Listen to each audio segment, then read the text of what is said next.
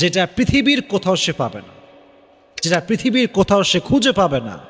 স্ত্রীকে ভালোবাসলে একটা মানসিক প্রশান্তি, মন থেকে বলেন তো আছে না নাই? নাম্বার ওয়ান বেনিফিট, মানসিক প্রশান্তি যদি কোনো হাজব্যান্ড পেতে চায়, the first condition is he has to love his wife.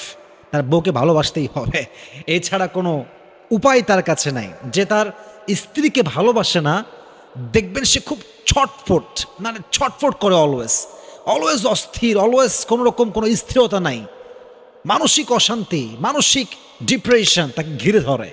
এই জন্য যে তার স্ত্রীকে যত বেশি ভালোবাসে, তার হৃদয়ে মানসিক প্রশান্তি দেয় একজন, তিনি কে? Number one.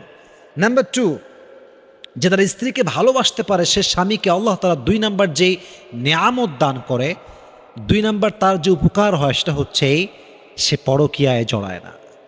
সেই স্বামী কখনো পরকীয়ায় জড়াতে পারে?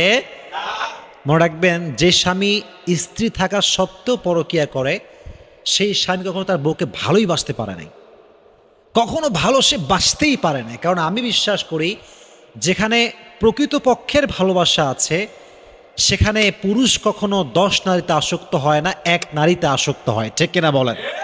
আর যেখানে প্রকৃতপক্ষের ভালোবাসা আছে, সেখানে নারী কখনো 10 পুরুষে আসক্ত হয় না, 1 পুরুষে আসক্ত হয়, ঠিক কিনা?